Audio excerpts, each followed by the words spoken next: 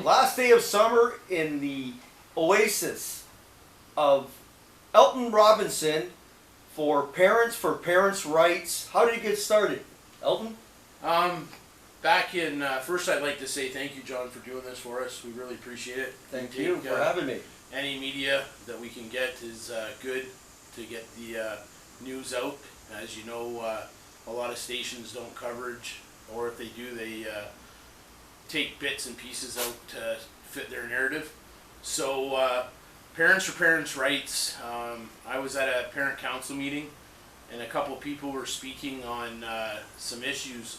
The first issue was some books. The second issue was about some issues in a couple high schools in Windsor. It just happened to be that one of my children went to one of those schools. So the next day I called and I just asked, I said, "Is it true you got litter boxes in your school?" And it was the secretary, and she goes, "No." I'm like, "Okay, sorry about that. I would just like to clarify before I start telling stories." And then she's like, "Can you talk to the principal?" So I'm like,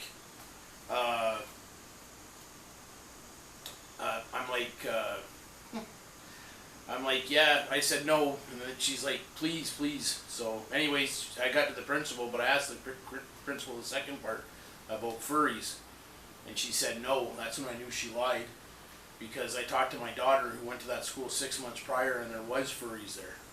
So later on in that day, I got an anonymous email with a gender identity and accommodation policy that states regardless of a child's age, they can change their gender or ask for accommodation, and they don't have to tell the parents under the protection of the child.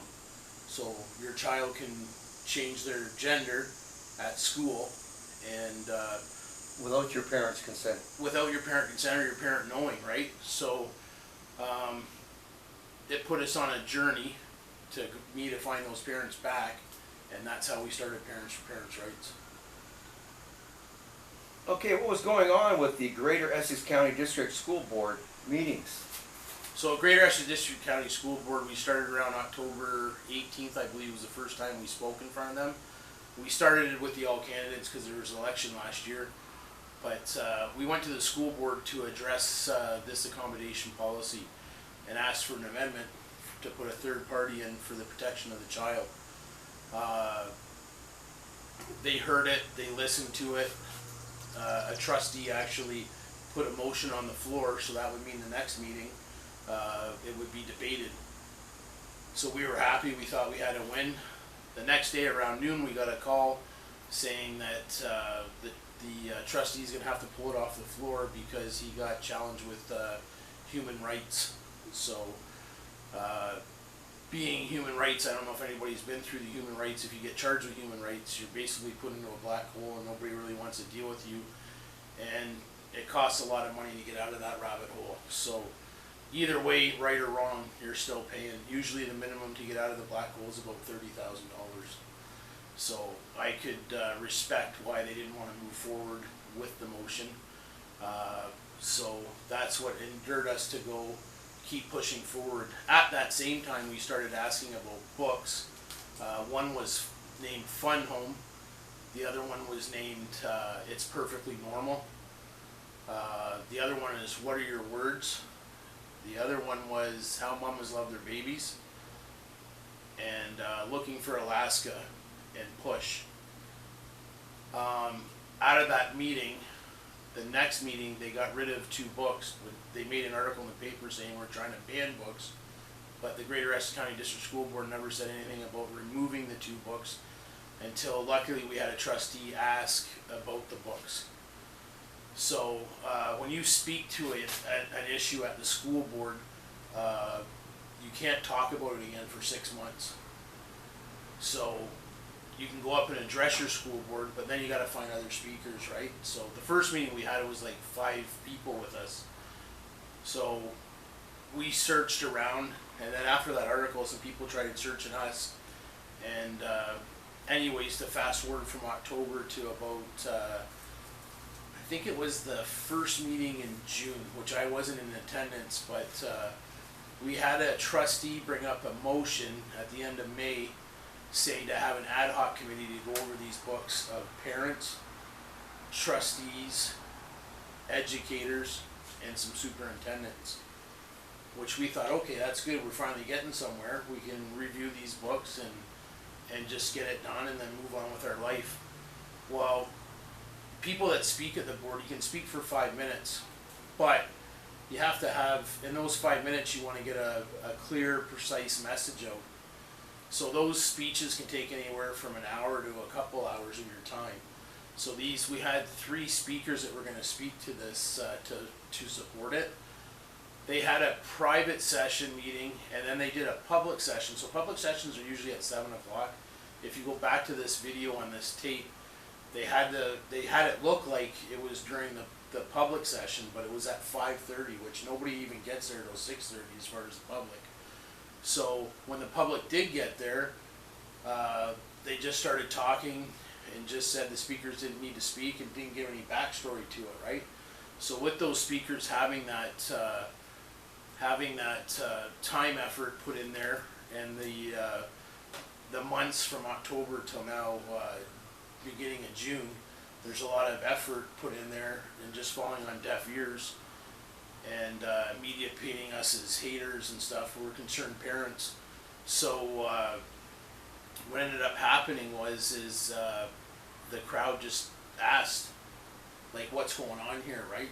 And actually, I think it was Trustee Zipcar that actually had Trustee Chair Gail Hatfield Simcoe explain what happened, right?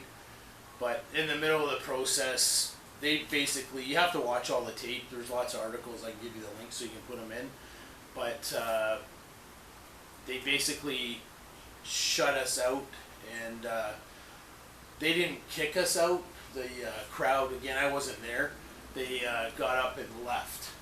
But I had 2 people there that haven't been to a board meeting before, very professional, that were sitting in the crowd, and they were absolutely appalled at the behavior of our trustees and our school board, right? So little do we know, come around June 14th, prior to that we were going to do a Jericho walk like Christians, and end the last meeting of the year, which was June 20th, ended in a peaceful manner with Christians, and just so they knew, so come in September we could get going again, but knowing that there's a lot of peaceful people, right? Not meaning that you have to be Christian to be peaceful, but usually you are. So we had that planned. Unfortunately, on June 14th, came that we were locked out of the school board meetings. Yeah, which was like wild. So we ended up doing a protest, and or not a protest. I don't like calling it a protest. We call it a rally because they broke the Education Act. 207.1 says, in my opinion, they broke the Education Act. I should rephrase that. 207.1 says that the public has to be in a public attendance. It has another section, I think it's 207.3 or 208.1, says that if a person in the public seating is disruptive, they're to remove that participant, not everybody. So anyways, they locked us out, and now we're fast forward to here, September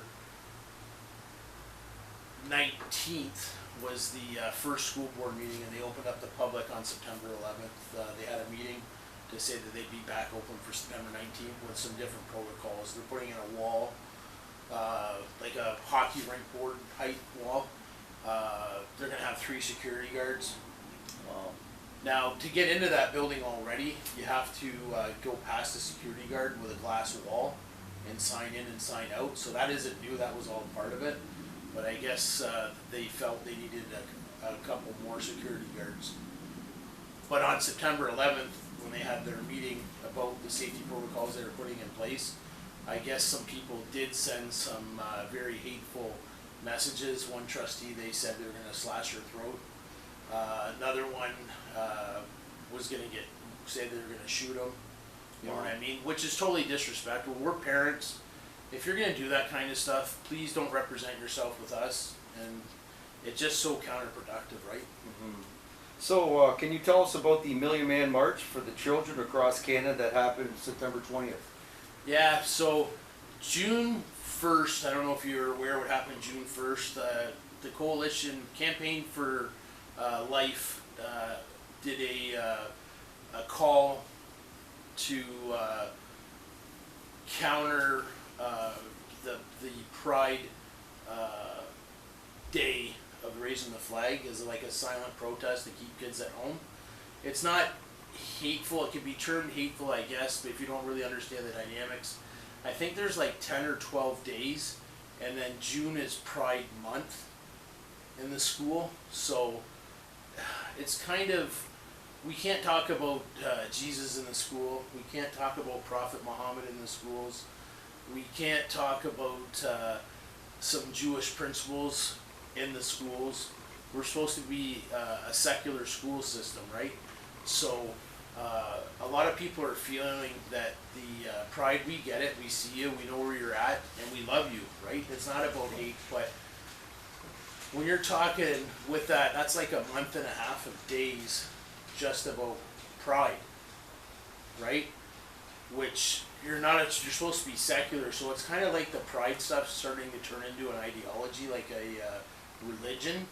So we have to start putting a line in the sand, and there's other stuff that we can do later in other videos of why it's a little too much, because again, you're talking about kids from 4 years old to 17, 18 years old, and if they start now and at 4 years old, they're being a month and a half of school as of right now with this every year, right through their whole way out is a lot of years. And I don't know about you, but in high school, when I was in high school, you get those awkward years with your puberty and stuff like that. If you get into grooming them per se, right? Yeah, I guess you could use that term. They're informing about something that you usually wouldn't find out until you're older, right? You know what I mean? And I think society's way more accepting now. Like I said, it's a month and a half, right? And even if you look at the calendar, it's basically, if you look around, it's Pride something every year, every day now, so you can probably call it Pride Year, right?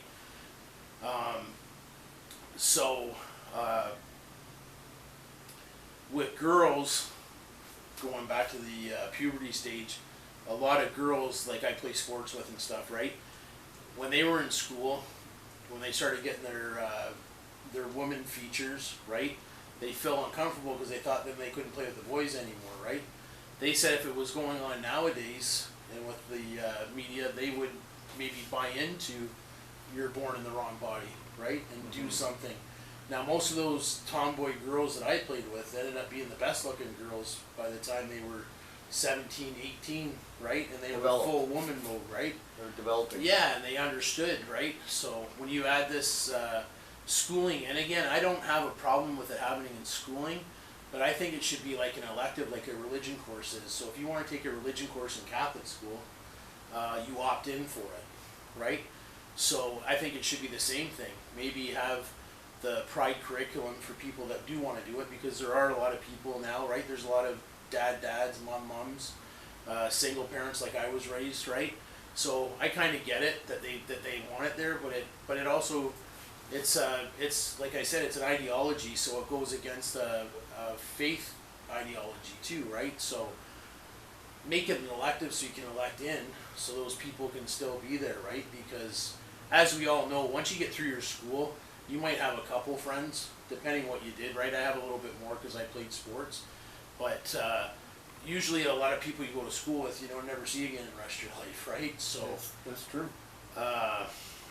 That's the problem with the rights, because everybody finds their groove and they find their pack, right? So anyways, so the Million Man March now, June 9th, we did a similar one across Canada.